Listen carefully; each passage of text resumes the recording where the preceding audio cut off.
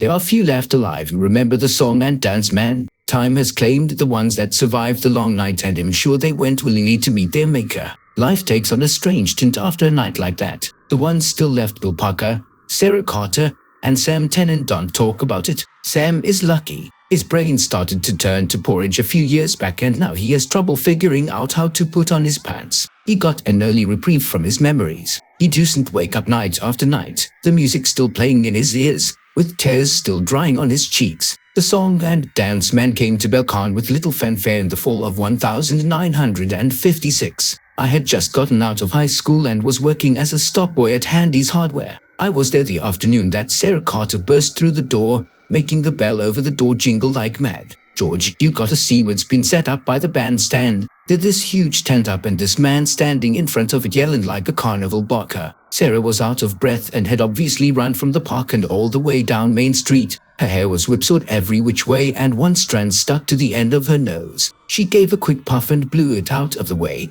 waiting for me to react. With Sarah, I was always 2 steps behind and running to catch up. The girl had energy in those days and in unlimited supply. I stopped rearranging the nails and said there wasn't anything up there when I walked by this morning. When did it go up? She shrugged her shoulders, a quick rise and drop. Dunno, but it's up, and you gotta see this guy. Has all dressed up, head to toe, and he can talk. Boy, he can talk. I thought about it and checked the clock. It was near about 5 and time for me to quit anyway. All right, let's go check it out then. Sarah grinned from ear to ear and was gone. I didn't doubt she was telling everyone in the gang, the ones that were still in town anyway. Most of us scattered to the four winds after graduation. Only a handful of us remained in town and only a handful of us were on hand to witness the dance. I walked down to the bandstand by myself, not bothering to wait for the others. Most likely, Sarah was already there waiting for us. I met up with Bill as I passed the drugstore, where he worked as a soda jerk. What the hell is Sarah talking about? George. She blew in here and then blew out again before I could ask her anything. Bill was a big guy, the tallest and heaviest guy in our class, and I just about cracked up the first time I saw him wearing that little peaked paper cap McClearly makes his soda jerks wear. Bill doesn't really like to be laughed at, though, and after the knot under my eye went down, I made sure not to laugh at him anymore. As a good guy aside from that temper, he was the best guy on the high school basketball team, too, though as one of the few guys who got kicked out of a game. He threw another player halfway down the court, and they were on the same team, too. Bill said the other guy elbowed him in the gut. It had to have been an accident. No one would have done it on purpose. We both walked down the street, Bill smoking a cigarette, a habit that caught up to him in 1995 when they removed his right lung. At the end of Main Street, we crossed Buchanan and entered the park. Normally, at that point, we would have been able to see the bandstand, perched on a hill near the center of the park. During the summer, there'd be concerts, performances by the school marching band, a church choir singing some hymns, that kind of thing. Once, a couple of kids from the high school had put together a pretty good rockabilly group, but someone on the park's committee passed an ordinance that banned rock and roll in the park. Small towns, you know. But now, there was a huge, faded yellow tent blocking the bandstand, like the kind in the circus or the kinds those old revival ministers like to use when they're feeling the spirits and they like to feel your wallet too. There was already a pretty large crowd around the tent, and as Bill and I got closer, we could hear the fellow that Sarah had told us about. He sounded like a carnival barker. All right. Bill and I walked faster down the path that led to the tent. We pushed our way through the crowd, up toward the tent and where we thought the man was. Come on everybody, it's getting close, getting close. We're going to have ourselves a heck of a time tonight. Yes, indeed, a heck of a time. We'll be singing, we'll be dancing. I promise you that. And the song and dance man always keeps his promises. We still couldn't see him, still too many people were blocking the way. It looked like the whole town had shown up to see the song and dance man. Bill tugged on my sleeve and pointed. I followed his finger and got bug-eyed. It was Reverend Harper, the Baptist minister. I've lived a good long time, but I ain't ever seen a man that could thump a Bible harder than he. Harper preached against the evils of sin in drinking, sin in smoking reefer, sin in smoking tobacco, sin in lying, and, most of all, sin in dancing. Yet here he was, lining up to get inside the tent, too, 'cause he certainly wasn't preaching. We waved at him, Bill waving with the hand that held the cigarette, and that old Baptist turned red as the Red Sea and turned and walked away. Bill and I grinned at each other and kept on walking toward the front and toward the song and dance man. Finally, we broke through the crowd and there he was. He stood on an old crate, splintered and looking like it was on the verge of collapsing under his feet. On the grass beside him lay a black fiddle case with gold trim along its edges. It looked old, older than the crate, older than the town. It seemed like something ancient. He was all angles, all knees, elbows and shoulders. He was tall and gangling, his body moving and bopping to the rhythm of his words. He wore a red and white pinstripe jacket, looking like he belonged in a barbershop quartet. A straw hat sat on his head,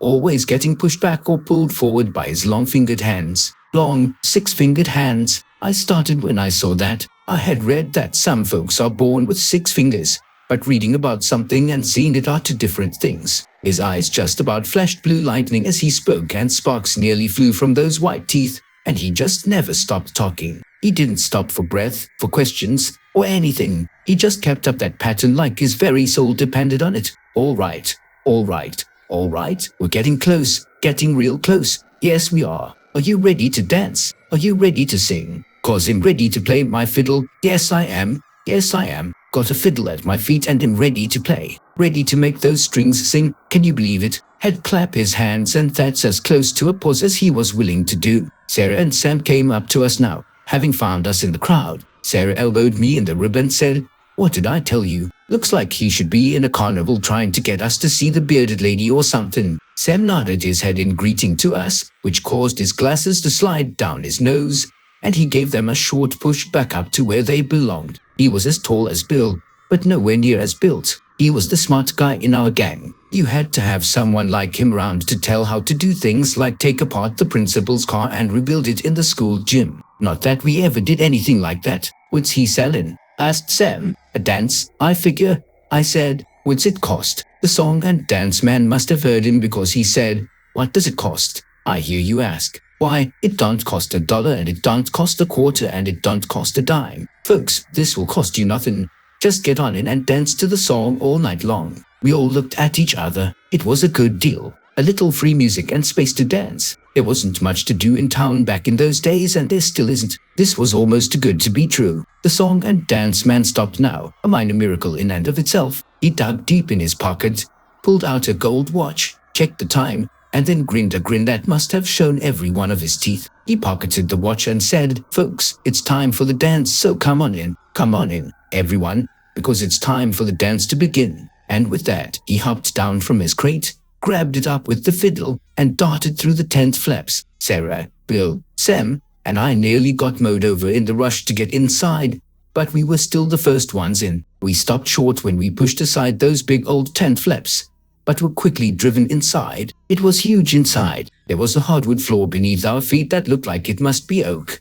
A dark oak polished to a mirror shine. There were candles and holders all along the tent pole posts, and when I looked up, I couldn't see the ceiling for all the darkness. It was like looking up at a starless night sky, where the moon didn't dare show her face. The crowd kept driving us, and more people poured in. It wasn't just the young people, either. There was Mrs. Crenshaw, our junior year English teacher who was in her 50s. There was Mr. Hoskins, the principal. There was the good old Reverend Harper, still looking embarrassed, but also like he couldn't help himself. It really was the whole damn town. Hell, even the mayor was there with his wife, standing and talking with the chief of police. Soon, everyone was inside, and the murmur from all the talking was nearly deafening. It was already getting warm in there, and I was feeling cramped and claustrophobic. We were all looking for the song and dance man to see where he had gone. No one looked up, so no one saw him until the first pull of his fiddle bow. He was there, on the center tent pole, sitting on a small wooden platform about 20 feet off the floor. God knows how he got there, because there certainly wasn't any ladder going up. He dangled his feet over the edge and held his fiddle in one hand and the bow in the other. The fiddle and bow seemed to be made of that same dark wood that the floor was, and gleamed in the candlelight like a thing alive. I almost doubted that the fiddle even needed the song and dance man to make its strings hum. We all looked up at him, and he grinned and jumped to his feet while the crowd gasped, worried he might plummet into their midst. And then he began to play. He made those strings sing.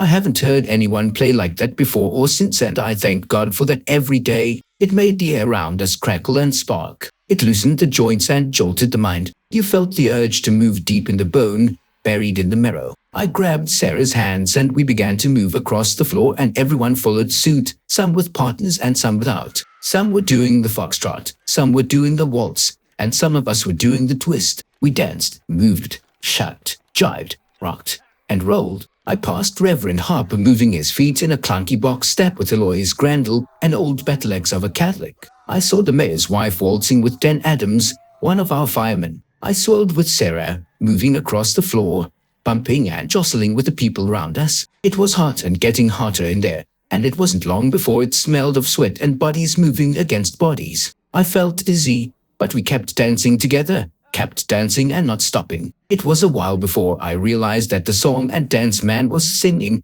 too, but in a language I didn't understand. He lorded over us, standing on that platform, making his fiddle sing and sing. His bow rose and fell, slid back and forth, side to side. He played like he talked. There were no breaks or pauses, just a manic deluge of tunes while his tongue curled around words that had no business being said in this world. I gave my head a shake as I spun with Sarah, and I realized my legs were tired. My feet ached and my low back was beginning to throb. I checked my watch and realized we had been dancing for a solid hour. I shook my head again, trying to shake off the dozy feeling that was clouding my thinking. Sarah, I cleared my throat. I had only spoken in a whisper. My tongue felt thick and funny. I tried again. Sarah, louder this time, but she still didn't respond and we kept dancing. I shook her, but she didn't respond. I kept shaking her until I realized I was doing it in time with the music. So I just tried to stop, and I couldn't. I couldn't stop. Underneath the fog, I began to feel frightened. I began to see the faces of the other people now. I saw their terror. Reverend Harper's face had grown redder than it had been before. Sweat poured down his face, but still he kept moving,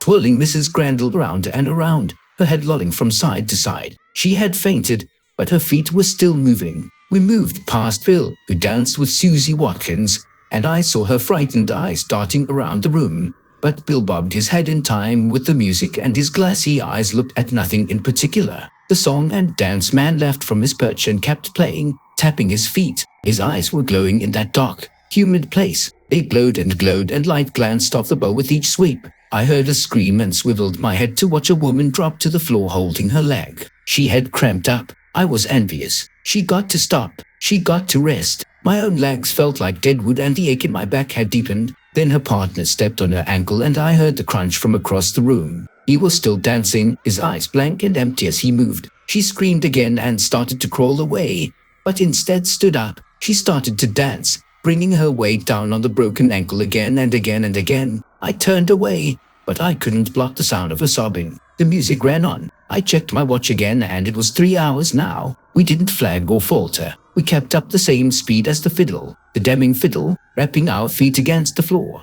Never mind the blisters that burst. Never mind broken toes or broken ankles. Never mind that deep pain buried in the spine that refused to go. Never mind old hearts and bad knees. We kept up that frantic pace as one mass, a bobbing, thumping, jumping creature with one mind. Reverend Harper died at one point. I watched it happen. He was holding up the still fainted Mrs. Grandel, whose feet still moved with the music. When he dropped her and fell to the floor, he twitched once, his feet beating a quick, staccato rhythm, and then was still. Mrs. Grandel got back up and kept on moving. I watched Harper as I danced, trying to see if he was breathing. He wasn't. I swear to you, he wasn't. But he still got back up. He was dead, but he still got back up and began to dance again. He turned to look at me and grinned the song and dance man's grin. His eyes were red, filled with blood from whatever had broken in his brain. I watched as a single red tear rolled down his cheek. I shut my eyes and kept moving. Harper wasn't the last. He probably wasn't the first. The old and the sick were the first to drop.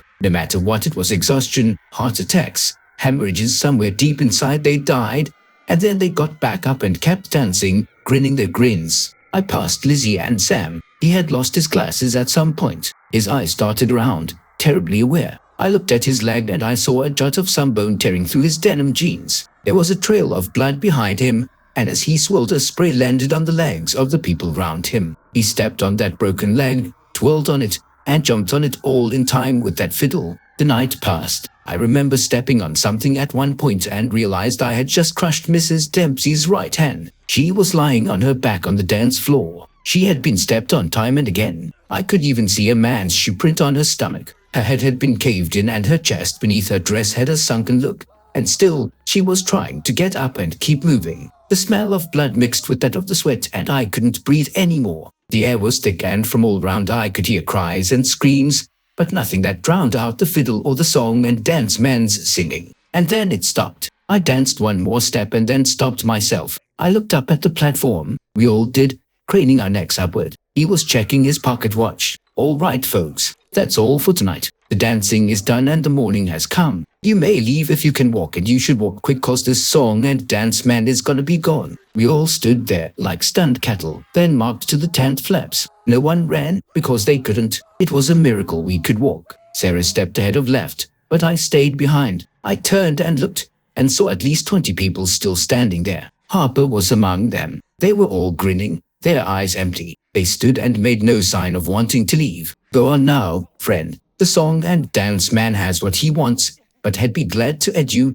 to if you tarry and delay too long. I looked up at him and saw him smile, and then I turned my back to him and left the tent. When I turned back again it was gone, along with the people inside. That's the story of what happened. The others won't tell it or pretend it never happened. Never mind the 20 people that vanished that night, the mayor's wife included. They'd rather not think about it. Sarah and I took Sam to the hospital over in the next county, far from folks that knew what had happened. They had to remove his leg. Sam was quiet before and was quieter still after, pulling odd jobs that a one-legged man could do. He doesn't move around much nowadays, just sits on his porch, a cane across his lap, and massages the stump with his hand. Says it bothers him on cold nights, and warm nights, and wet nights, and dry nights. Bill left and joined the army, and stayed in long enough to fight in Vietnam and won a bunch of medals. He came back and settled down to drink and drink hard, and if you want to find him, you can find him in Eddie Dixon's bar. No matter how drunk he gets, though,